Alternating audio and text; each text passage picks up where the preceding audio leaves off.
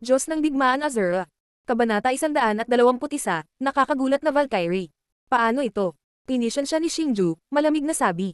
Paano? Akin ang cabin, ibibigay ko kung oo, hindi ko ibibigay kung hindi, at ang sagot ko ay hindi, paano mo sasabihin?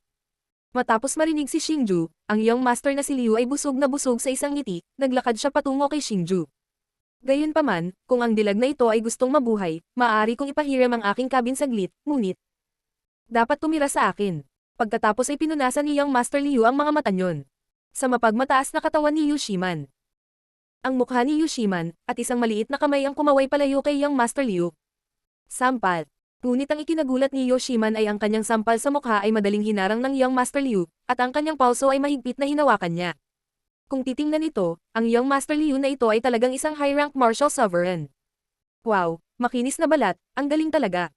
Matapos hawakan ni young master Liu ang pulso ni Yoshiman, hindi niya napigil ang ibuka ang kanyang mga daliri at marahang hinaplos ang balat ni Yoshiman, pagkatapos ay sinabing ngumisi. Walang hiya. At ang kanyang galaw ay galit na si Yoshiman ay tumalon na parang kulog, ang kanyang kanang kamay ay biglang pumutok, at muli siyang pumutok kay young master Liu. Gayunpaman, sa harap ng isang suntok mula kay Yoshiman, ang sulok ng bibig ni young master Liu ay nagtaas ng masamang ngiti, at walang pakialam. Bang! Ngunit sa sandaling ito, isang kamao na may kakilakilabot na kapangyarihan ang biglang pumutok ng walang babala, at sa wakas ay hamampal sa nakangiting mukha ni young master Liu. Sa isang boxing, lumipad ng paurong ang young master na si Liu, at sa wakas ay lumapag sa deck. Puff! Nang mapunta siya deck, ang young master na si Liu ay dumura ng dugo, at sa matangkad na pulang dugo, mayroong ilang puting makikinang na ngipin. Ang biglaang eksena ay nagulat sa lahat, at si Xingju ang nakatayo sa tabi ni Yoshiman. Gayunpaman, kumpara sa pagkabigla ng lahat, si Yoshiman ay tahimik na namula, at isang hindi maipaliwanag na init ang bomb-alot sa kanyang puso, at ang sulok ng bibig ay hindi napigilan ang pagtaas ng matamis na ngiti. Naghahanap ka ba ng kamatayan? Ang kanyang mga ngipin sa harapan ay talagang natanggal ng ilang beses, pagkatapos ay galit na galit si young master Liu kaya sinigawan niya si Xingju. At pagkatapos na makita kung ano ang kanyang itsura sa sandaling ito, si Yoshiman ay mas ngumiti, dahil ang young master Liu sa sandaling ito ay hindi lamang nawalan ng ilang mga ngipin sa harapan, ngunit kahit na ang ilong ay nabugbog ni Xingju sa suntok, nagtawanan sila. Ngunit sa sandaling ito, nang lumipat si Xingju, nawala ito na parang multo. Nang muli itong lumitaw, ito ay nasa tabi ni young master Liu. Bang! Nakita nila ang isang paa sa labas ng Xingju, ibinagsak ang young master Liu na kakaupo lang muli, at ginawa ang isang paa sa kaliwang braso ng young master Liu. Xiaoman, ang kamay niya ang nakahawak sa iyo. Dahan-dahang lumingon si Xingju at tinanong si Yoshiman. Emph. Si Yoshiman ay medyo nalilito tungkol kay Xingju, ngunit tumango at sumangayon. Boom. Ngunit nang bumagsak ang boses ni Yoshiman, ang kaliwang braso ni young master Liu ay biglang nakarinig ng malutong na tunog. Napabuntong hininga ang lahat na tumingin sa eksenang nauna sa kanila, dahil alam nilang nabali ang braso ni young master Liu. Nabali ang kaliwang braso, at ang young master na si Liu ay napaungol ng marahas. Patuloy na gamulong. Nang makita iyon, ang maid doon ay nagmamadaling kumuha ng analgesic pressure pill at itinapat ito sa bibig ni young master Liu. Matapos ang pagpasok ng pressure pill, naibsan ng mapait na lang sa kanyang mukha. Alam mo ba kung sino ako? Ayaw na bang mabuhay ng nanay mo? Matapos maibsan ang sakit, binalik ni young master Liu ang sama ng loob kay Xingju at agad na sumigaw. Bilang isang anak ng mayamang pamilya, pagkatapos ng katanyagan, si young master Liu ay nagkaroon ng ganoong galit at kapag siya ay nakatanggap ng ganoong pagtrato, sa sandaling ito, siya ay baliw. Puff. Ngunit sa sandaling ito, biglang sumuntok si Xingju ng isang malakas na suntok, at sa wakas ay hinampas ang dibdib ng young master Liu na iyon. Sa panahon ng bagbog, si young master Liu ay bumulwak muli ng dugo, at pagkatapos ay napaupo sa lupa ng may kahinaan, at ang kanyang mukha ay mapatla at takot, at pagkatapos ay nahimete siya. Sa pagtingin sa eksena sa harap ng lahat ay nagulat at natakot, iniisip na ang taong ito ay masyadong walang awa. Kapitan, akin ang 3 cabin niya. Matapos ang napakagandang eksena sa young master na si Liu, ibinawling ni Xingju ang kanyang atensyon sa kapitan at sinabing dahan-dahan. Mabuti. Matapos marinig ang mga salita ni Xingju, ang kapitan ay nagulat din, at siya ay nagmadaling tumugon. Ang pamamaraan ni Xingju ngayon ay hindi masama, kung gayon si young master Liu ay isa ring high-rank martial sovereign. Ngunit sa mga kamay ni Xingju, wala itong lakas para lumaban. Ayon sa kanyang pagtatansya, kung kikilos si Xingju laban sa kanya, tiyak na magiging kalunos-lunos ang kanyang wakas gaya ng kay young master Liu. Hindi banggitin ang katotohanan na si Xingju ay itinapon, at mayroong isang matandang lalaki na hindi masuri ang kanyang lakas, kaya sa sandaling ito, hindi siya nang ahas na maging rebelde sa mga salita ni Xingju. Kahit na si Young Master Liu ay kumain ng malalaking pawikan sa kanyang bangka sa pagkakataong ito, tiyak na hindi siya makakatakas, ngunit hindi siya masyadong maaasikaso sa ngayon, dahil kung sasaktan niya si Xingju at ang iba pa, maaaring hindi niya kahit na makakaligtas. Pagkatapos noon, nagmamadaling manguna ang kapitan at sinamahan sina Xingju at ang iba pa sa cabin. Sa ngayon, si Yoshiman ay tumakbo kay Xingju na may kagalakan, at kahit papaano, ang ginawa niya kay Xingju ay naging napakakomportable at napakasaya niya.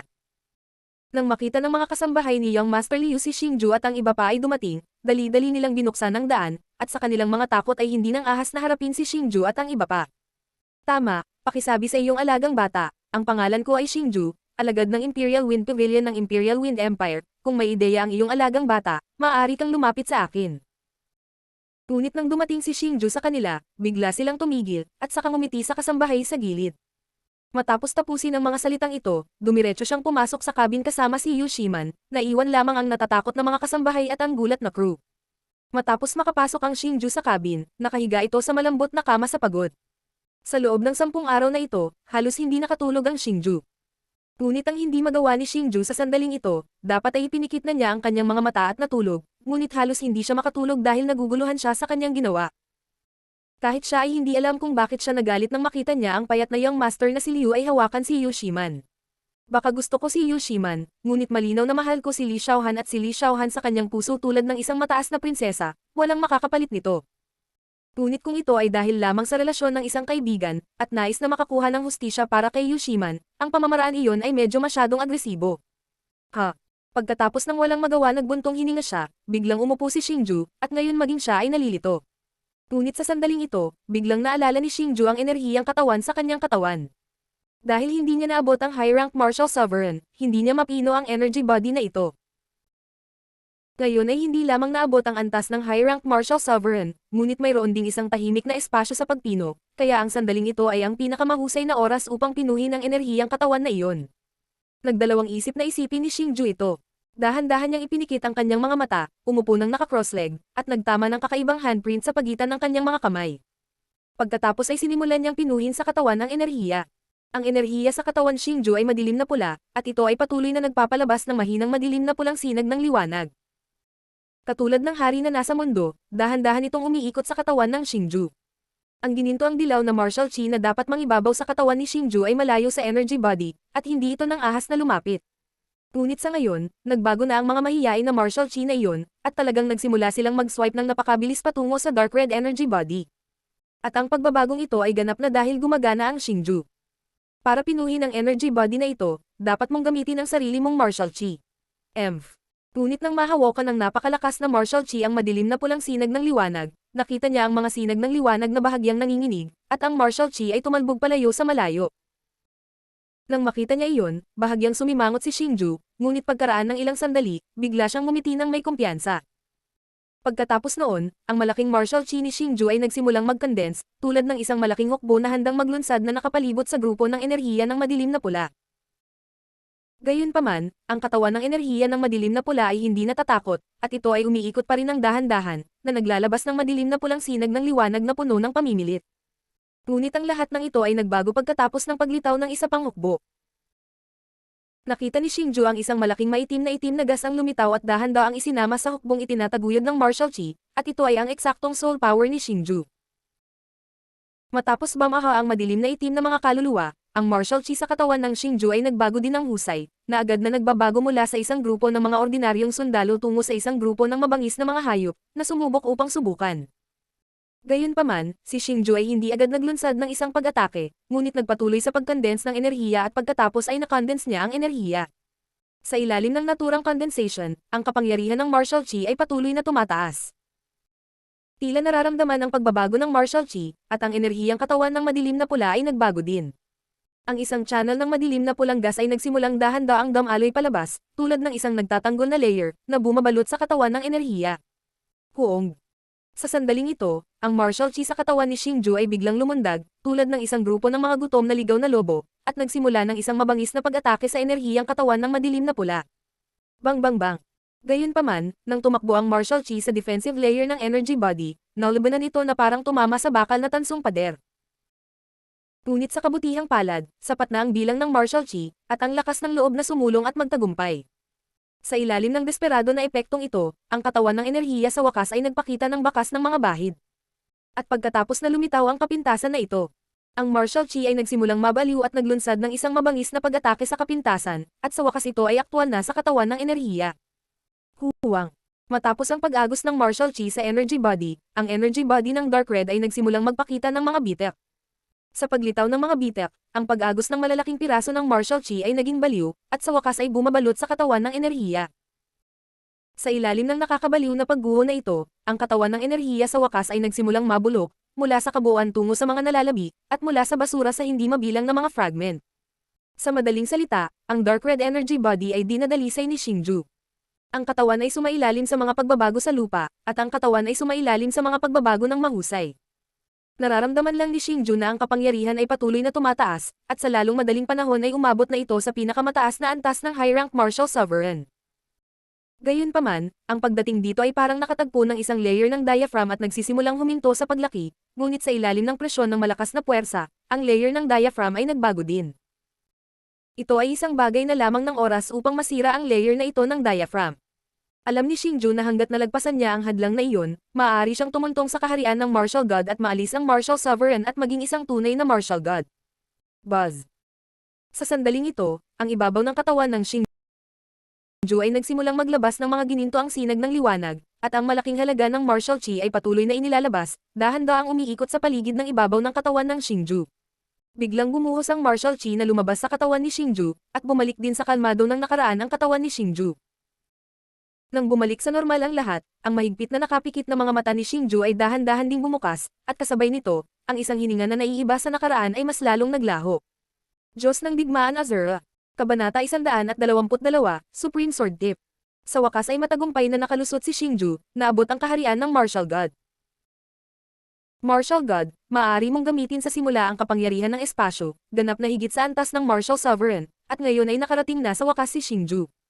Hinawakan ni Xingju ang kanyang kanang kamao, at muling naramdaman ang lakas sa kanyang katawan bago siya bahagyang ngumiti.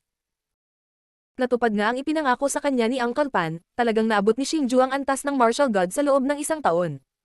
Kung ang bagay na ito ay ipaalam sa matatandang lalaki na ang mapait na paglilinang ay tumuntong lamang sa martial god sa loob ng mga dekada, tiyak na iluluwa nila ang kanilang dugo at mamamatay. Inaantok na. Pagkatapos ng promosyon sa martial god, biglang sumugod ang antok ni Xingju, at sa sandaling lamambat ang kanyang katawan, humiga siya sa kama at nakatulog. 1 dosenang araw at gabi, hindi nakatulog ng kaunti si Xingju, talagang pagod siya. Ang mga malalaking bangka ay dahan-daang naglalayag sa walang hangganang rehiyon ng dagat na ito, at sa pagitan ng malalaking alon sa walang hangganang rehiyon ng dagat, may ilang maliliit na isda paminsan-minsan. Sa sandaling lumitaw ang mga maliliit na isda, sila ay pupulutin ng mga ibong nag-squat sa bangka. Ito ay nilulunok ng mga ibong patungo sa tiyan.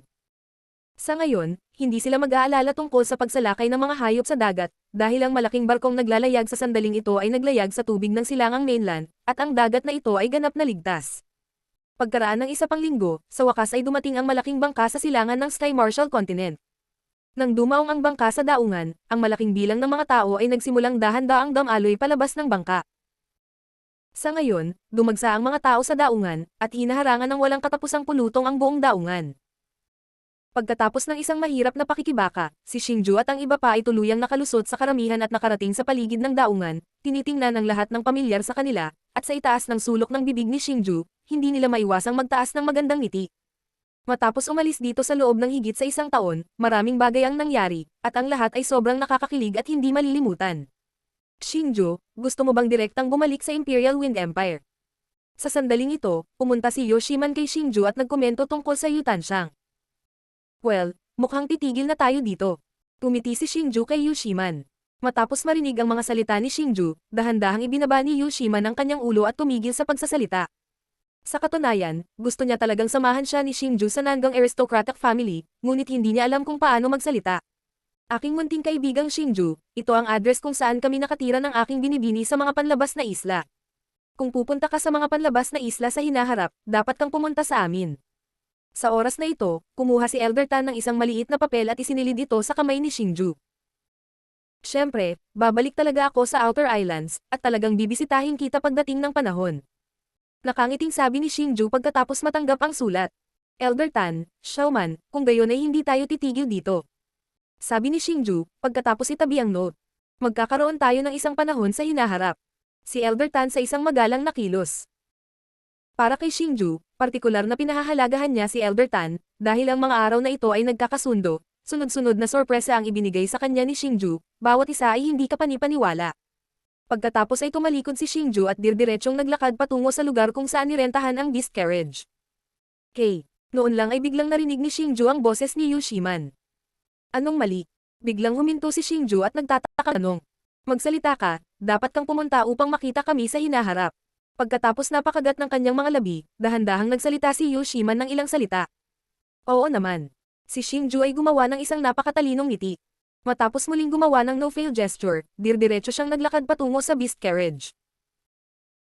At si Yu Shiman ay tahimik na nakatayo doon, pinapanood ang likod ni Xingju na dahan-daang umaalis, hanggang sa sumakay si Xingju sa karwahe ng hayop at unti-unting lumayo. Matapos mawala, tumingin pa rin siya kay Xingju na may malaking mukha. Direksyon. Si Yu Shiman sa ganitong hitsura, walang magawang umiling si Elder Tan. Lumaki siyang pinapanood si Yu Shiman, paanong hindi niya maintindihan ang isip ni Yu Shiman, ngunit nakikita rin niya na si Xingju ay tila wala pang ganoong pag-iisip tungkol kay Yu Shiman. Biglang lumingon si Yu Shiman at sinabi kay Elder Tan. Anong problema, miss? Nagtatakang tanong ni Elder Tan nang makita niya ito, dahil sa sandaling ito ay tila nakakita siya ng isang pambihirang bagay sa mga mata ni Yu Shiman, na nagparamdam sa kanya ng hindi maipaliwanag na pagkasabik. Mula ngayon magsasanay na ako ng husto, tutulungan ako ni Elder Tan. Pagkatapos ng ilang sandali ng katahimikan, pinaikit ni Yu Shiman ang kanyang mga mata at nakangiting sinabi. Matapos marinig ang mga salita ni Yu Shiman, ang mukha ni Elder Tan ay agad na nagulat, at pagkatapos ay puno ito ng pananabik. Okay, basta naglilinang ang binibini, gagawin ng matanda ang lahat ng kanyang makakaya. Si Elder Tan ang nasa sabik ng ngiti. Ang hitsura ng pananabik ay parang isang imposibleng hiling na natupad. Napakahusay ng talento ni Yu Shiman, kahit na sa kanilang mga henyo, halos walang makakapantay kay Yu Shiman. Napakalaki ng pag-asa ng ama ni Yu Shiman kay Yu Shiman, ngunit ayaw ni Yu Shiman na magsanay ng mabuti. Dahil dito, pinalayas siya ng kanyang ama sa bahay. Sa kabila nito, ang ama ni Yu Shiman ay nag-alala pa rin kay Yu Shiman, na makikita sa kanyang pagpapadala kay Elder Tan upang alagaan si Yu Shiman. Ngayon na si Yu Shiman ay talagang gustong mag-ensayo ng seryoso, paano magiging malungkot si Elder Tan? Kung alam ito ng ama ni Yu Shiman, mas magiging excited siya. Baka darating siya para ibalik ang Yu Shiman sa tribo. Xingju, hahabulin kita. Matapos ipahayag ang kanyang determinasyon kay Elder Tan, dahan-daang ibinaling ni Yu Shiman ang kanyang ulo at tumingin sa direksyon ng pagkawala ni Xingju, bamulong. Xingju, malaki ang naitulong mo sa pamilya ko. Gayunpaman, kahit nasa mahinang boses ni Yu Shiman, hindi pa rin siya nakaligtas sa pandinig ni Elder Tan, at pagkatapos ay nagpasalamat siya.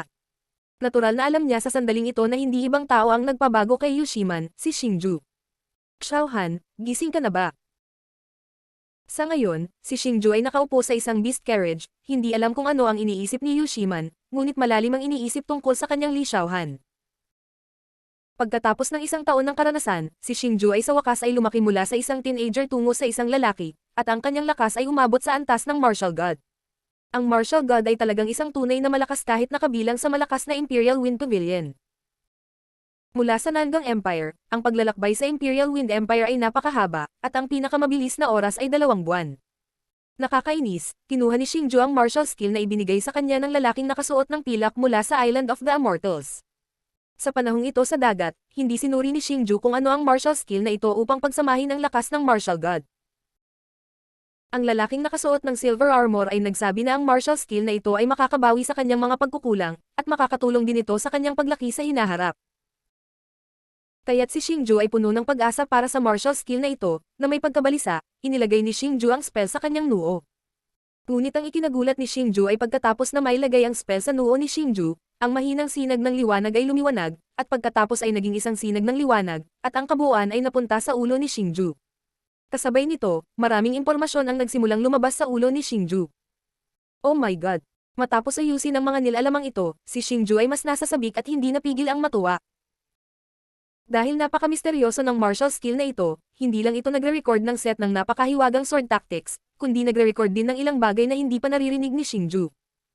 Halimbawa, ang pagsasanib ng martial skill ay nangangahulugan na ang dalawang magkaibang uri ng martial skill ay maaaring pagsamahin sa isa't isa upang palakasin ang lakas ng martial skill. At nagtala din ng paraan ng pagpino ng kakaibang armas. Armas, ang pinakamatibay na pangunawa kay Xingju ay dapat ay martial skill, ang mga armas ay mga bagay lamang na ginagamit ng mga ordinaryong tao. Ngunit matapos basahin ang tungkol sa tinatawag na sandata na ito, nabigla si Xingju. Dahil hindi ito ordinaryong sandata, isa itong sandata na maaaring mag-infuse ng martial skill. Hanggat mayroong ganoong sandata, kahit na martial skill ng intermediate rank, magkakaroon ito ng kapangyarihan ng high rank martial skill. Kahit na ibuhos dito ang Earth rank high level martial skill, maaari nitong gamitin ang kapangyarihan ng Heaven rank martial skill, na hindi ka panipaniwala, isa lang itong pag-uugali laban sa langit. Gayunpaman, ang mga kondisyon para sa pagpino ng sandata na ito ay napakahirap. Kung pag-uusapan lamang ang tungkol sa mga komplikadong materyales, hindi pa ito narinig ni Xingju. Bagamat ang tinatawag na sandata na ito ay ginagawang lubhang kapanapanabak si Xingju, walang pag-asa para sa pagpino sa sandaling ito.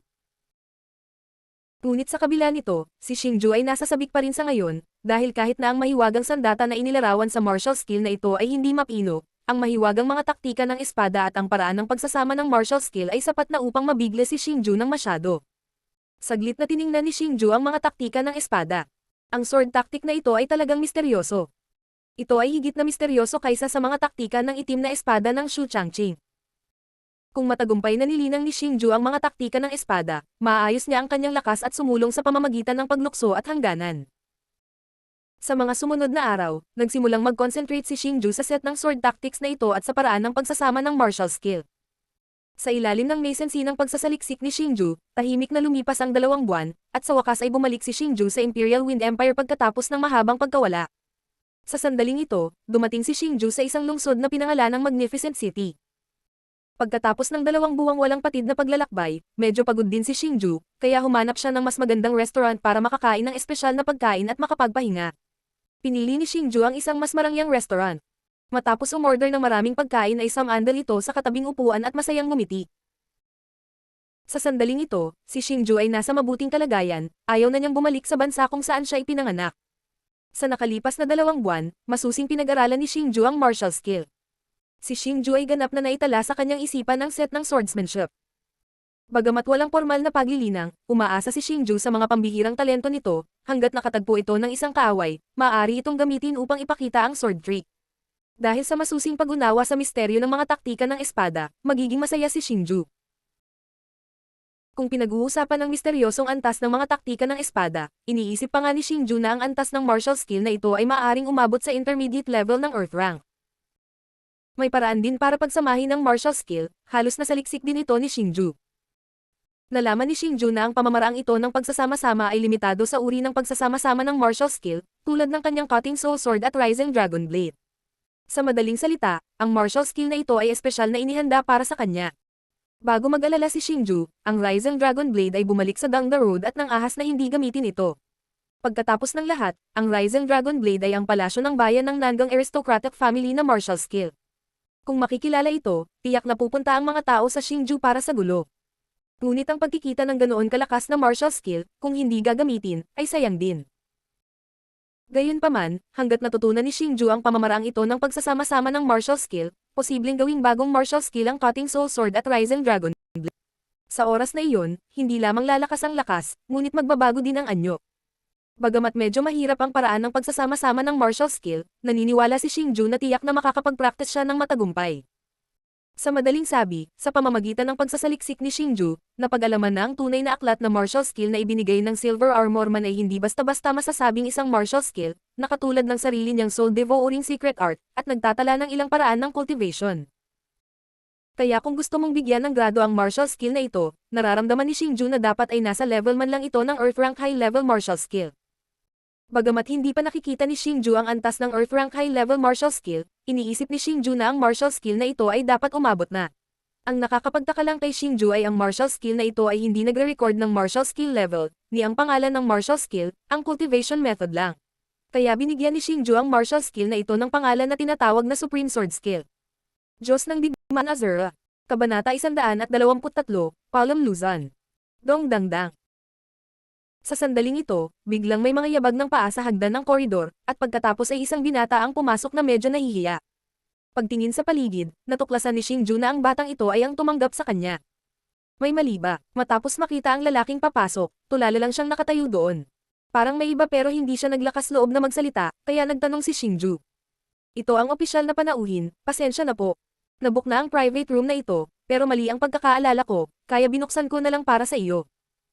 Narito ngayon ang opisyal ng bisita na nagbook ng pribadong silid na ito, kaya.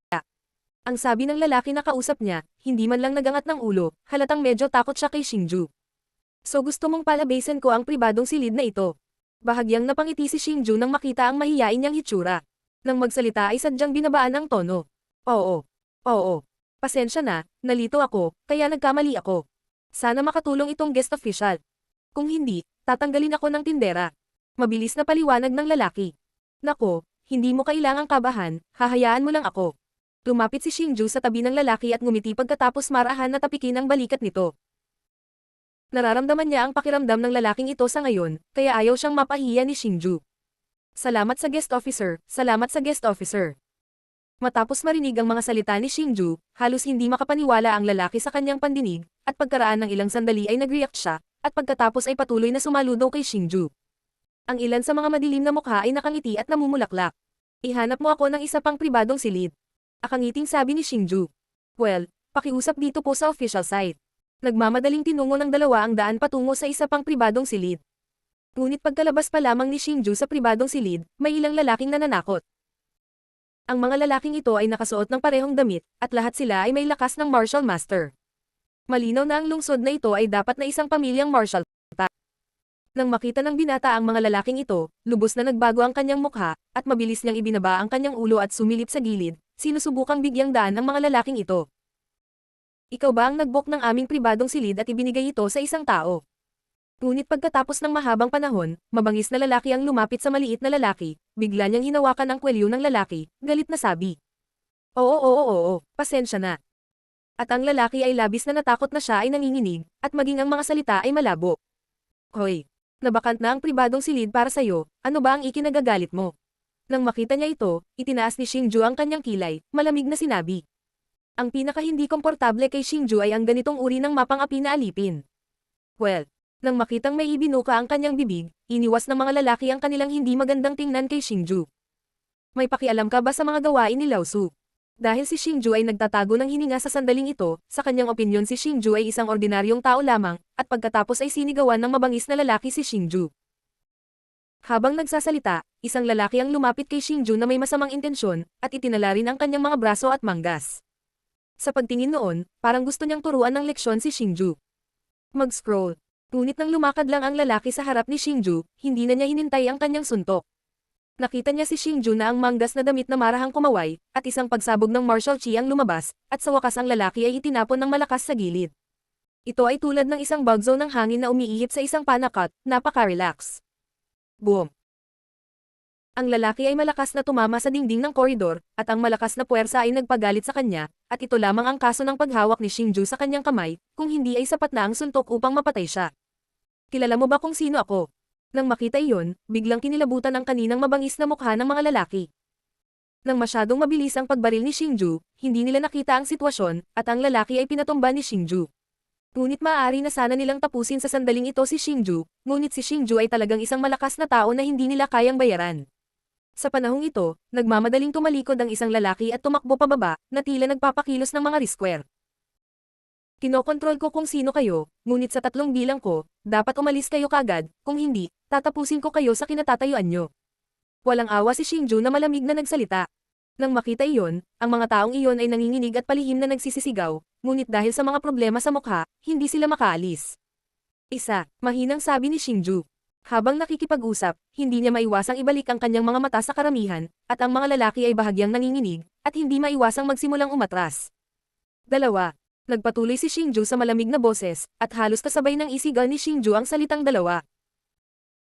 Ang mga lalaki ay nagmamadaling bumaba at ang maliit na 2 at nataranta at tumakbo pababa sa ikalawang palapag.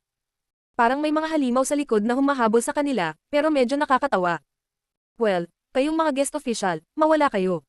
Nang makaalis ang mga lalaki, ang lalaki ay nagmamadaling pumunta kay Xingju at nanghikayat ng may takot. Huwag kang matakot, halika, dalhan mo ako ng pagkain na in-order ko. At bahagyang ngumiti si Xingju, pagkatapos ay bumalik sa pribadong silid at mahinahong umupo pabalik sa kinaroroonan niya. Walang pakialam si Xingju kung sino sila, dahil sa Imperial Wind Empire, kakaunti ang maaaring takutin si Xingju, at alam din ni Xingju na dapat silang kamhan ng mga riskware.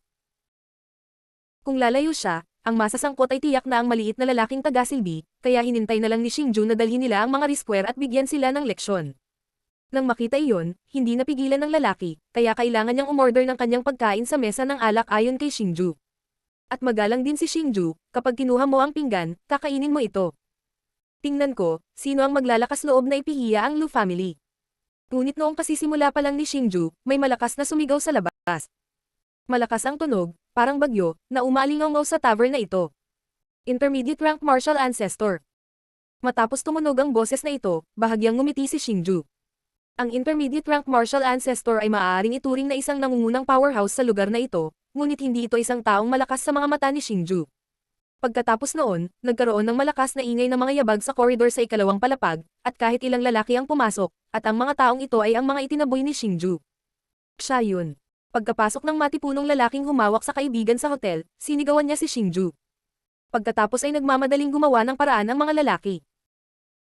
Sa sandaling ito, isang matangkad, matalas ang mukha na lalaki ang pumasok, ngunit nang makita ng lalaki si Xingju, biglang nagbago ang kanyang mukha, at nasasabik siyang sinabi pagkatapos ng ilang sandali ng katahimikan. Xingju. Luzon. At nang lumitaw ang lalaking ito, nakilala rin ni Xingju sa isang sulyap, ito ang pinakamalakas na bagong dugong Luzon ng Yunjong City at Lu family. Hahaha, ang galing, hindi pa rin kita nakikita. Matapos makilala si Xingju, humakbang si Luzon kay Xingju, niyakap si Xingju sa kanyang mga bisig, at tuwang-tuwang sinabi. At mukha rin ng pananabik si Xingju.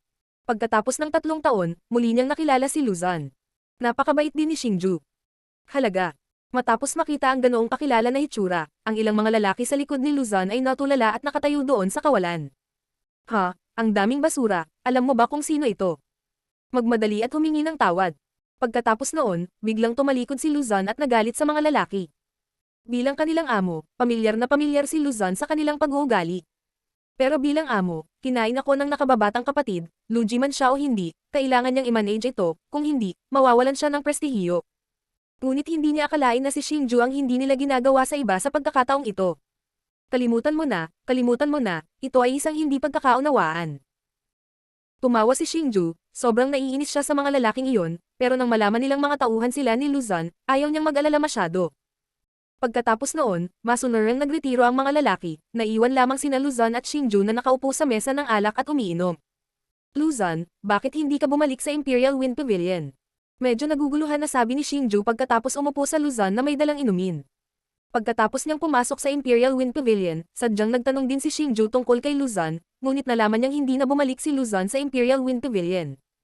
Ha, wag mo nang banggitin. Pagkatapos ng insidenteng iyon, iginalang ng aking amo si Feng Jizi, at ako ay pinalayas ng aking amo. Dahil sa pagkakasala, hindi ako bumalik sa Imperial Wind Pavilion. Dahan-daang sabi ni Luzon. Halatang nag-aalala pa rin sa pangyayaring iyon. Matapos marinig ang mga salita ni Luzon, bahagyang tumanggo si Xingju, at pinaalis si Luzon mula sa guro. Ito ay naaayon din sa katangian ni Feng Jizi, at si Luzon ay napakaseryosong tao, kaya naiintindihan ni Xingju. Kung gayon wala ka sa Yunjong City, bakit mo gustong pumunta dito? Ngunit ang hindi maintindihan ni Xingju ay kahit na hindi bumalik si Luzon sa Imperial Wind Pavilion, siya pa rin ang numero 1 sa pamilyang Lu sa kanyang lakas. Bakit siya pumunta dito? Ano? Xingju, matagal ka na bang hindi nakabalik sa Yunjong City? Matapos marinig ang mga salita ni Xingju, dahan-dahang itinaas ni Luzon ang kanyang ulo at binigyan ng makahulugang tingin si Xingju. Oo, 3 taon na akong hindi bumabalik. Anong nangyari sa Yunjong City? Nang makita ang ekspresyon ni Luzon, nahulaan ni Xingju na maaaring may nangyari. Oo, tama ka, 1 taon na ang nakalipas, biglang dumating ang Yunjong City sa isang pamilyang martial path na pinangalan ng Wang family. Ang lakas ng pamilya ng martial path ay napakalakas, at talagang gustong dominahin ang Yunjong City. Sa layuning ito, ang Lu, Zhao, Xing, ang 3 pamilya ng martial path, upang mapanatili ang katayuan ng Yunjong City, nagsanib puwersa sila upang labanan ito. Dahan-daang sabi ni Luzon. Oh, ano ang resulta? Nang marinig ang sinabi ni Luzon, si Xingju ay isang kilay na bahagyang nakasimangot, na maaaring maging dahilan upang ang 3 pamilya ng martial path ay lumaban sa pamilya, mayroon itong kaunting lakas. Bilang resulta, natural itong nabigo. Pagkatapos ng digmaan, ang 3 malalaking pamilya ay pawang malubhang nasugatan at tuluyang nawalan ng lakas upang labanan sila. Pagkatapos ang 3 pangunahing pamilya ay pinaalis sa Yunjong City. Kinuha ni Zhao Family Patriarch ang isang grupo ng pamilya upang gawing alipin, para samilong sa malalayong kamag-anak, at ang aming pamilyang Lu ay pumunta rito. Ang pinakamasama ay ang Xing family. Sa digmaang iyon, ang patriarch ng pamilyang Xing, si Xing Tian, ay malubhang nasugatan. Dahil walang namamahala sa pangkalahatang sitwasyon, nauwi ito sa pagbuwag. Mabagal na sabi ni Luzon, halatang nag-aalala pa rin sa mga kaganapan sa taon. Ano? Ang pamilyang Xing ay nabuwag. Matapos marinig si Luzon, agad na kinabahan si Xingju. Hindi siya nag-alala tungkol sa iba, ngunit nag-aalala lamang sa matandang Zhang na nag-aalaga sa kanya mula pagkabata. Kung gayon, alam mo ba, nasaan ngayon ang patriarch ng pamilyang Xing? Kinakabahang tanong ni Xingju. Matapat si Old Zhang sa pamilyang Xing, kaya naramdaman ni Xingju na kahit madisband ang pamilyang Xing, susundan ni Old Zhang ang patriarch ng pamilyang Xing, kaya kapag nahanap mo ang kinaroroonan ng patriarch ng pamilyang Xing, siguradong mahahanap mo si Old Zhang. Ang pamilyang Xing daw ay may industriya sa bayan ng Yunzhong City 30 milya ang layo, at maayos na pinamamahalaan ng isang alipin ng pamilya. Kaya pagkatapos ng pagbuwag ng pamilyang Xing, pumunta doon ang patriarch ng pamilyang Xing kasama ang natitirang tauhan ng pamilyang Xing. Bumagal si Luzon mabagal na sabi. Maganda ito. Matapos marinig ang mga salita ni Luzon, huminahon si Xingju, dahil alam na niya ang sinabi ni Luzon, iyon ang dapat na Xing Tavern na kanyang pananagutan. At ang alipin ng pamilya na binanggit sa bibig ni Luzon ay si Old Zhang. Diyos ng Digmaan Azura. Kabanata 124, Pagbabalik ni Xingju. Luzon, gusto mo pa bang bumalik sa Imperial Wind Pavilion? Biglang lumingon si Xingju at nakangiting sinabi kay Luzon. Umalis si Luzon sa Imperial Wind Pavilion dahil naawa siya sa kanyang master na si Feng Jizi, ngunit nahulaan ni Xingju na ayaw talagang umalis ni Luzon sa Imperial Wind Pavilion. Pagkatapos ng lahat, ang mga taong tulad niya ay may pinakamalakas na pagnanais para sa kapangyarihan, ngunit ang Imperial Wind Pavilion ay may mas mahusay na mga kondisyon ng paglilinang. Ha? Hehe, ayokong maging peke, pero wala talaga akong kaharap na Panginoon. Sa pagsasalita, hindi napigilan ni Luzon na matawa. Isipin mo na lang, tutulungan kita sa respeto mo. Nang makita ang walang magawang hitsura ni Luzon, tinapik ni Xingju ang kanyang balikat at nakangiting sinabi. Ano? Matapos marinig si Xingju, hindi makapaniwalang tumingin si Luzon kay Xingju. Huwag kang magtago, alagad din ako ng Imperial Wind Pavilion at may magandang relasyon sa Outer Pavilion Great Elder. Hanggat nagsasalita ang dakilang elder, ang iyong Panginoon ay hindi kailanman magiging mas mahirap para sa iyo. Nakita ni Xingju ang palaisipan ni Luzon at nagpaliwanag. Talaga. At pagkatapos marinig ang mga salita ni Xingju, ang mukha ni Luzon ay isang bihirang ekspresyon ng pananabik. Siyempre totoo, pero bago bumalik sa Imperial Wind Pavilion, kailangan mong bumalik sa Yunzhong City. Bahagyang ngumiti si Xingju. Ang ganitong uri ng bagay ay nangyari sa Yunzhong City, kailangan niyang bumalik at tingnan, dahil sa Xing family mayroong Old Zhang, the rest assured old man. Matapos sabihin ni Luzon sa patriarch ng pamilyang Lu, pagkatapos nilang pag-usapan ang bagay na iyon, sinundan niya si Xingju patungo sa Yunzhong City. Ang Yunzhong City ay hindi masyadong malayo mula rito, kaya sa ilalim ng walang patid na pagmamadali ng Xingju, hindi nagtagal ay nakarating sila sa isang maliit na bayan sa labas ng Yunzhong City. Nang bumaba si Xingju sa bus, nalaman na ang Xing Tavern ay higit sa 2 beses na mas malaki kaysa dati. Ang marangyang pinto ng tavern ay palaging napupuno ng mga customer, at ang negosyo ay napakamaunlad. Guest officer, maaari ba akong makakuha ng ilan sa iyo? Matapos pumasok sina Xingju at Luzon sa tavern, isang magandang babae ang lumapit at sinabi. Little Hong, hindi mo ba ako kilala? Nang makita ni Xingju ang babae, bahagyang ngumiti ito. Dahil ang babaeng iyon ay ang orihinal na maliit na batang babae na Little Hong. Kuya Xingju. Tingnan mo, bumalik na ang kapatid ni Xingju. Matapos marinig ang mga salita ni Xingju, maingat na tiningnan ni Little Hong ang Xingju ng kanyang mga mata, at nang makilala niya si Xingju, tuwang-tuwa siyang sumigaw. At sa kanyang tawag, ibinaling ng mga lalaki sa pub ang kanilang mga mata kay Xingju, at nang mapagtanto nila na si Xingju iyon, tumakbo silang lahat sa tuwa. Munting Hong, matandang Zhang. Tuwang-tuwa si Xingju matapos makita ang mga taong ito. Ngunit matapos itong pagmasdan, nalaman niyang walang Old Zhang sa tavern. Kapatid na Xingju, ang matandang Zhang, siya ay may sakit. Nang makitang tinanong ni Xingju ang matanda, dahan-dahang ibinaba ni Little Hong ang kanyang ulo. Ano ang sakit? Si Old Zhang ay halatang nasugatan ng grupo ng mga bastard.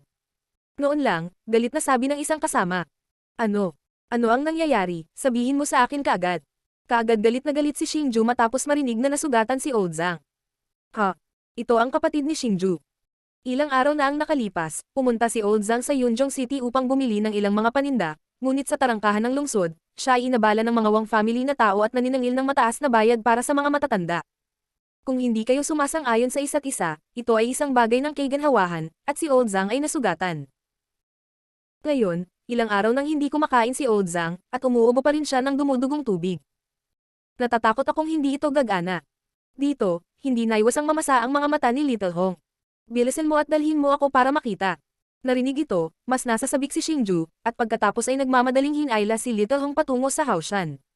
Kung ikukumpara sa taong iyon, ang Haoshan ay mayroon na ngayong mas maraming gusali, na halatang nakalaan para sa natitirang mga tao sa pamilya Xing. At may ilang lalaki na nag-drill sa likod ng burol, at tingnan mo ito dapat ang bagong dugong iniwan ng Xing family. Tingnan mo, hindi ba iyon ang Luzon ng pamilyang Lu?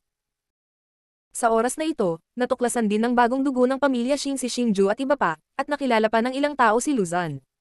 Dahil medyo bata pa sila, hindi nila lubos na kilala si Xingju, ngunit kilala nila si Luzon. Sa simula, ang kanilang tatlong alyansa at Wang family ay lumaban para sa kontrol ng Yunjong City. Si Luzon ay napakatapang. Sa oras na iyon, ang simula kay Luzon ang puso ng mga bagong dugong ito, na iniiwan ng anino ng mga idolo. Xingju. Noon lang, isang lumang bagong dugo ang nakilala si Xingju, pagkatapos ay sinabi sa gulat. Ngunit hindi sila pinansin ni Xingju, ngunit dirdiretsong naglakad patungo sa bahay kung saan si Old Zhang ay nasa ilalim ng pamumuno ni Little Hong. Kuya Xing yun, sabi mo siya, Xingju. Si Xingju ba ang tumalo kay Luzon sa Three Clans Assembly 3 taon na ang nakararaan at tumulong sa akin na makuha ang Xing family na kontrolin ang Yunjong City? Ilang bagong dugo na hindi nakakakilala kay Xingju ang lumapit at nagtanong. Bagamat hindi nila kilala si Xingju, narinig na nila ang pangalan ni Xingju. Oo, siya nga. Pagsang-ayon ng lalaking nagngangalang Xing yun. Matapos marinig ang kanyang mga salita, ang mga bagong dugong iyon ay tumingin sa Xingju. Tumili. Ubo-ubo-ubo. Sa pagbukas ng pinto, biglang narinig ang marahas na pagubo ng isang matandang lalaki, na nananabik na makita ang isang matandang nakahiga sa marahas na kasko sa yulunan ng kama. At iyon ang mga matatanda. Ang mga elder sa sandaling ito ay higit na old kang kaysa 3 taon na ang nakararaan. At ang maputlang mukha ay halatang malubhang nasugatan. Ubo-ubo. Isa na namang matinding ubo, isang tumalsik na dugo mula sa kanyang bibig. Nang makita iyon, isang kislap ni Xingju ang lumapit sa tabi ni Old Zhang. Hawak niya si Old Zhang na umuubo, at nagsimulang tapikin ang kanyang likod, sinusubukang maibsan ang kanyang sakit. Little Hong, magtiwala ka sa akin.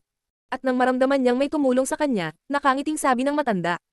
Gayunpaman, nang tumangala siya at nakita niya si Xingju na nasa tabi niya sa sandaling iyon, ang mukha ni Old Kang ay agad na nagyelo, at sa sandaling ito maging ang kanyang katawan ay nanginginig.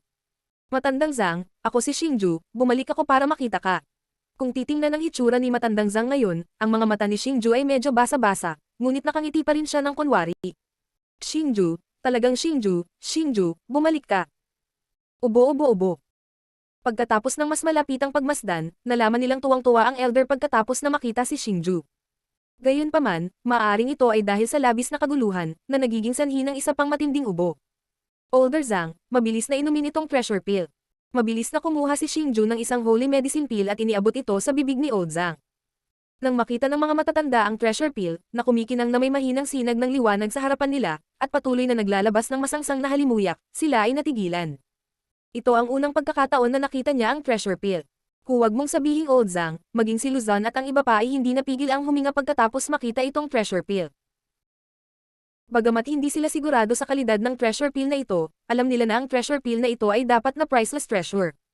Xingju, ayos lang ako. Huwag mong sayangin ang treasure pill. Pagkaraan ng ilang sandali ng katahimikan, hindi ito kinuha ni Old Zhang, ngunit nakangiting sinabi.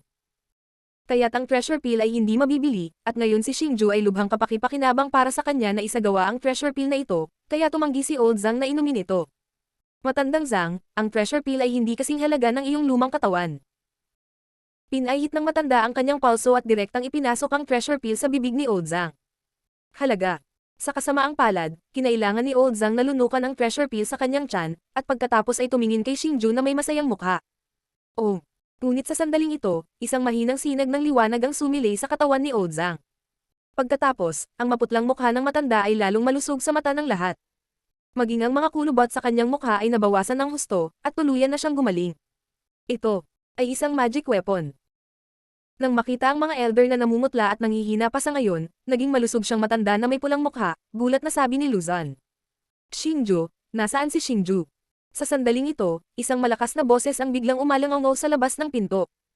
Nang lumingon si Xingju at nakita, isang malakas na lalaking nagpapaalala kay Janshua ang bumuhos sa tuwa. At ito ang instruktor na nagsanay kay Xingju noong panahong iyon, ngunit sa sandaling ito, nabalian talaga siya ng braso. Instructor, ang iyong kamay. Nang makita ito, nagmamadaling pumunta si Xingju sa instructor at sinabing may gulat na mukha. Matapos marinig ang mga salita ni Xingju, biglang tumahimik ang instructor. Xingju, ang kamay ng instructor ay pinutol ng patriarch ng pamilya Wang. Sa sandaling ito, biglang tumunog ang boses ng isang lalaki sa likod ni Xingju, ang diretsong tingin sa ibaba ay si Xingfeng talaga na may magandang piging kasama si Xingju. Okay, Wang family, at Wang family muli. Matapos marinig ang bokabularyo na ito, ang mukha ni Xingju ay agad na naging kakilakilabot, at isang nakakatakot na nakamamatay na aura ay nagsimulang kumalat. Sa Xing family, ang buhay at kamatayan ng ibang tao ay walang kinalaman kay Xingju, ngunit si Old Zhang at ang instructor ay parehong mabait sa kanya, at ngayon silang dalawa ay nolisan ng Wang family, si Xingju ay galit na galit sa agkakataong ito. Pagkaraan ng isang oras, tumayo si Xingju gamit ang kanyang mga kamay, nakatayo sa malawak na espasyo ng likod na bundok, at sa tabi niya ay nakatayo ang nakabawi na matandang Zhang, at ang instructor ng Xing family, na nakatayo sa tapat nila ay 10. Ilang batang bagong dugo ng pamilya Xing, at isang grupo ng mga alipin ng pamilya. Xingju, gusto mo talagang bumalik sa Yunzhong City. Kung gayon ang lakas ng pamilya Wang ay medyo iba. At sinasabing ang panganay na anak ng Wang family patriarch ay isang alagad ng pangunahing kabinet ng Imperial Wind Pavilion. Tumayo ang instructor sa tabi ni Xingju at sinabing may pag-aalala. Matapos pagalingin ang pinsala ni Old Zhang, nalaman ni Xingju mula sa instructor at Old Zhang ang tungkol sa kasalukuyang sitwasyon ng Xing family, at pagkatapos ay nalaman na ang patriarch ng pamilyang Xing ay namatay dahil sa sakit dahil sa malubhang internal injury, at ngayon ang instructor pamilyang Xing at siya ngayon ang pinuno ng pamilyang Xing. Ngunit ngayong ay umalis ang pamilyang Xing sa Yunzhong City, wala nang pangunahing kita. Ang natitirang bagong dugo at alipin ng pamilya na hindi umalis sa Xing family ay umaasa lahat sa pub na ito na pinamamahalaan ni Old Zhang. Kahit na ang negosyo ng pub ay maganda, ngunit ito ay nagpapakain ng marami medyo mahirap din ang mga tao. Kaya ngayon lang, nag-anunsyo si Xingju ng isang balita na ikinagulat ng lahat, iyon ay, akayin sila pabalik sa Yunzhong City at mabawi ang lahat ng pagmamayari ng Xing family. Bagamat walang gaanong nakakakilala kay Xingju ngayon, alam ng pamilya Xing na natalo ni Xingju si Luzon. At narinig din nila na si Xingju ay may napakalakas na master. Kaya sa kanilang isipan si Xingju ay isa lamang idolo, at ngayon si Xingju ay hindi lamang bumalik, ngunit dinala din sila pabalik sa Yunzhong City at muling binawi ang lahat ng nawala sa pamilya Xing, na nagpakulo ng dugo sa maraming kabataan. Diyos ng Digmaan Azura. Kabanata 125, muling makuha ang lungsod ng Yunzhong. Instructor, makatitiyak ka, kung ano ang nawala sa akin mula sa pamilyang Xing, ngayon ay babawiin ko ito ng may tubo. At bahagyang ngumiti si Xingju, walang pakialam na sinabi, sa ang ngiti ay puno ng kumpiyansa. Pagkatapos, pinangunahan ni Xingju ang mga miyembro ng pamilyang Xing pababa ng bundok. Sa ngayon, sa tarangkahan ng Xing Tavern, maraming karwahe ang nakahanda. Sumakay ang mga instructor ng Xingju at pamilyang Xing sa nangungunang beast carriage, at pagkatapos noon, ang bagong dugo ng Xing family at ang alipin ng pamilya ay sunod-sunod ding sumakay sa carriage, at isang malakas na convoy ang patungo sa Yunzhong City. Ang Yunzhong City, na kabilang sa 3 malalaking pamilya, ay inookupahan na ngayon ng isang pamilyang martial path na pinangalan ng Wang family. Ang Wang family ay orihinal na pinuno ng Yunzhong City Lincheng mula sa Chentang City.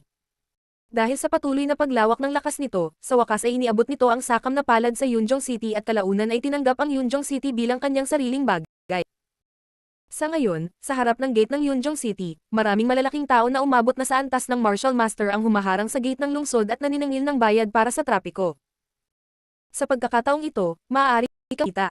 Sa pagtingin sa koponan na nagmumula sa napakabilis, isang malaking tao ang ngumiti at sinabi na para sa ganitong uri ng caravan team, ang kanilang mga bayad ay napakataas, at maraming mga benepisyo dito.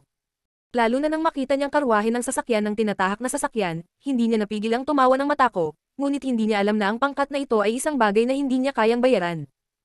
Ay parada, ay parada. Nang malapit na ang karwahe ng hayop na pinamumunuan ni Xingju sa tarangkahan ng lungsod, lumakad ang malaking tao sa gitna ng tarangkahan ng lungsod, ibinuka ang kanyang mga braso, at sumigaw gamit ang kanyang boses. Bang! Ngunit sa sandaling ito, isang malupit na martial chi ang sumugod palabas ng karwahe ng sasakyan ng walang babala, at ang malaking tao ay lumipad palayo, at ang malaking tao ay tinamaan ito ng isang suntok. Tumalsik ang dugo at nahimatay. Nang makita ito, ang iba pang malalaking lalaki ay mas natakot, at mabilis na umiwas, dahil sa sandaling ito ay alam na nila na ang pangkat na ito ay hindi isang ordinaryong caravan. Ang sinumang maglalakas loob na barilin sila sa Yunzhong City ay dapat na lumapit sa kanya ng pamilya Wang, at bilang ang pinakamababang tagapaglingkod, gaano pa sila kalakas ng loob na huminto. Si Xingju at ang kanilang koponan, pagkatapos na makapasok sa Yunzhong City, ay dumiretso na tumakbo patungo sa mansyon kung saan matatagpuan ang Wang family. Ang tirahan ng pamilya Wang ay orihinal na kung saan matatagpuan ang pamilyang Lu, ngunit sa ngayon ay inookupahan ito ng pamilya Wang, at ito ay pinalawak ng husto. Sa sandaling nasa pintuan ng pamilya Wang, ilang mga alipin ng pamilya na may lakas ng antas ng high-rank martial master ay tamad na nakaupo doon. Ang daan sa pasukan ng Wang family ay napakalawak, ngunit dahil lang ito ang kalsada sa harap ng Wang family, ang ibang tao ay hindi nang ahas na maglakad mula rito, kaya hindi ito sasakyan, kahit isang figure ay hindi nakikita, kaya ang iilan mga ang alipin ng pamilya ay inaantok na lahat. Lumulutang, kamakaway, kamakaway. Ngunit sa sandaling ito, may isang maingay na tunog ng horseshoe sa hindi kalayuan, at ang biglaang tunog nito ay gumising sa ilang inaantok na mga alipin ng pamilya. Di man, sino ang mga ito na gustong mamatay? Maglakaslob na maglakad sa pintuan ng aking pamilyang Wang. Nang makita niya ang karwahe ni Xingju, nakangiting sabi ng isang tauhan ng pamilya. Sa sandaling ito, ang grupo ni Xingju at iba pa ang dumating sa pintuan ng Wang family, pagkatapos ay pinamunuan ni Xingju at lumabas ng karwahe. Ang mga alipin ng pamilya na naghahanda sa paglalaro ng prestihiyo noon, nang makita nila ang instruktor ng pamilyang Xing, si Xing Feng, at ang nananakot na bagong dugo, biglang nagbago ang kanilang mga mukha. Natulala sila, nakikita nilang lumabas ang mga taong ito na may masamang balak, saka mabilis na tumalikod at tumakbo papasok sa palasyo para magsama ng mga Risquare. Ang pamilya ni Xingju at ng Wang, maliban sa Young Master sa Imperial Wind Pavilion, ang Patriarch ng Wang ang pinakamalakas, ngunit ito ay isang preliminary rank martial sovereign. Ngunit ang Patriarch ng Wang ng pamilya sa Chentang City, ay nagbabantay sa hindi kalayuan, kaya narito ang isang elder ng pamilyang Wang na nakaupo sa bayan. Ngunit ang elder na ito ay isang malakas na tao na umabot sa high-rank martial ancestor, talagang hindi dapat palampasin. Sa sandaling ito, ang instruktor ng pamilyang Xing ay pumunta kay Xingju upang paalalahanan. Tungkol sa paalala ng instructor, bahagyang ngumiti si Xingju, pagkatapos ay iwinagayway ang kanyang manggas na damit at dirdiretsong naglakad patungo sa mansyon ng pamilya Wang. Tumigil ka, ito ang pamilyang Wang Mansion, ikaw talaga. Bagamat ang ilang tauhan ng pamilya ay labis na natatakot kay Xingju crowd sa sandaling ito, ang mga tauhan ng pamilya na nagbabantay sa mansyon, kahit alam niyang may mga panganib, kailangan pa rin niyang tumayo at pahinturan. Kayo ang pamilya Wang. Gayunpaman, para sa alipin ng pamilyang Wang na ito na dumating upang harangan ang kalsada, si Xingju ay hindi naghihintay para sa pagbaril. Pinatay ng bagong dugo ng pamilya Xing ang nakaraan kasama si Xingfang at ang iba pa bilang ulo. Si Xingfang at ang iba pa ay mayroon ng malalim na hinaing para sa pamilyang Wang, kaya't ang mga taong nakatagpo ng pamilyang Wang ay walang anumang mga kamay. Nagpalipad sila ng suntok at hamampas, tinawag ang alipin ng pamilya na isang miserable. Patuloy na umaalingaw ang malungkot na iyak. Matapos matamaan ng ilang mga alipin ng pamilya, si Xingju at ang kanyang partido ay pumasok sa mansyon ng pamilya Wang. Gayunpaman, nang talagang pumasok siya sa mansyon ng pamilya Wang, sa ilang mga bagong dugo, nagkasala ako. Bagamat alam nilang malakas si Xingju, hindi nila alam ang tunay na lakas ni Xingju, kaya medyo natakot din silang makahanap ng lugar para mabaygo. Sa huli, pagkatapos ng lahat, nakita nila ang lakas ng pamilya Wang. Napakatapang, isang grupo ng mga nagdadalamhating aso ang naglakas loob na pumunta sa aking Wang family mansion para manggulo. Sa sandaling ito, lumitaw ang isang pedestrian sa harap ni Xingju, at kabilang sa mga naglalakad ay isang matandang itim ang buhok na may napakagandang damit at puno ng galit ang mukha. Xingju, siya ang elder na nagbabantay sa Wang family dito. Matapos makita ang matanda, nagpaalala ang instructor na Xing family. Matapos lumitaw ang matanda, ang bagong dugo ng pamilya Xing ay biglang huminto at hindi nang ahas na sumulong. Sa digmaan, ang nakatatandang Wang family ay nag-iwan ng hindi maalis na anino sa kanilang mga puso. Ngunit para sa tila mabangis na matandang ito, si Xingju ay hindi natatakot sa anuman, na may mahinang ngiti, tumabi at patuloy na naglalakad patungo sa matanda. Ang ganitong pag-uugali ni Xingju ay mas nakakagulat na makita ang lahat, tanging sina Luzan at Odzang lamang ang nanonood ng nakangiti.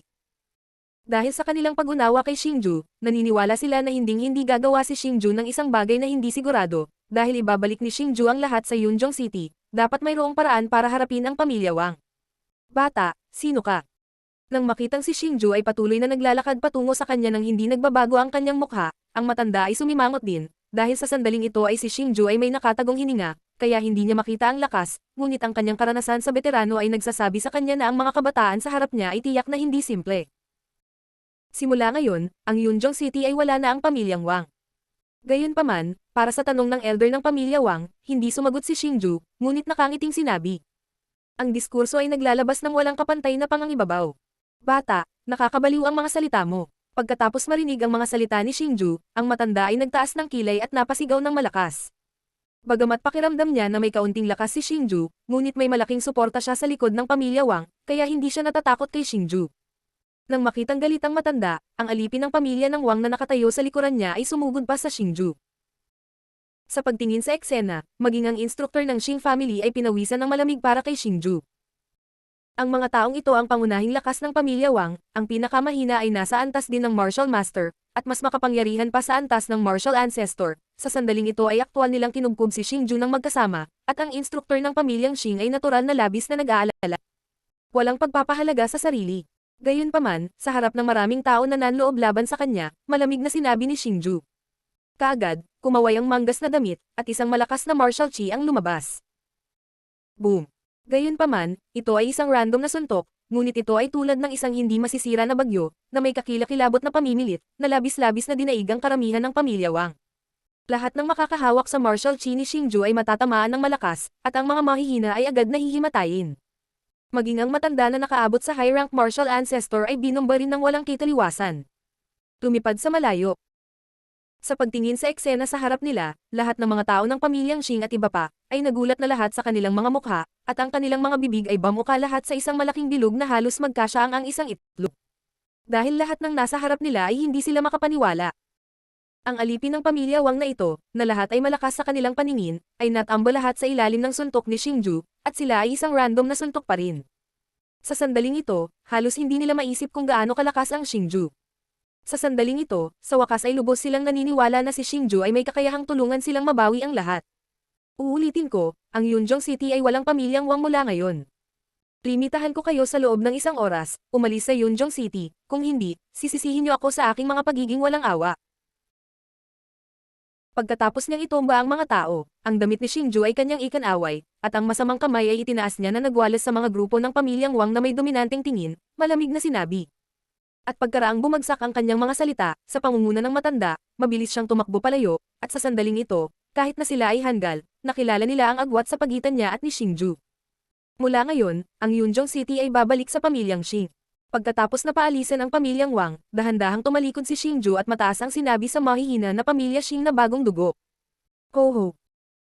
Pagkaraan ng ilang sandali, ang mga talento ng Xing family ay nag-react, at pagkatapos ay tumili ng malakas at tuwang-tuwa, maging ang Xing Feng, Xing Shan at iba pa na nagbakasyon kasama si Xingju, ay patuloy na nagbubunyi. Bagamat mayroon silang mga hindi magandang pananaw sa Xingju noon, sila pa rin ay lubos na tapat sa pamilyang Xing. Ngayon, talagang tinulungan ni Xingju ang pamilyang Xing na magkaroon ng mukha. Hinahangaan din nila si Xingju sa kanilang mga puso at pinahahalagahan pa nila ito. Kung ikukumpara sa kanila, ngumiti ng may kasiyahan ang Old Zhang at ang instructor ng pamilyang Xing. Ang unang bagong dugong ito ng pamilya Xing ay tila lumaki sa taas na hindi nila maisip. Parang naitapon ka sa malayo. Sa sandaling iyon ay walang magawa si Luzan. Noong siya ay bagong dugo, siya at si Xingju ay hindi matatalo. Kahit 3 taon na ang nakalilipas, sa Three Clans Assembly, natalo siya ni Xingju ng isang welga lang, ngunit ngayon ang agwat sa pagitan nila ay halos ito ay isang langit, isang ilalim ng lupa. Kahit na hindi niya alam kung anong antas ang tunay na lakas ni Xingju sa sandali iyon, ngunit nang makita niya ang suntok, alam niya na si Xingju ay nasa antas man lang ng Martial Sovereign, at ngayon ay isa na lamang siyang intermediate rank Martial Ancestor.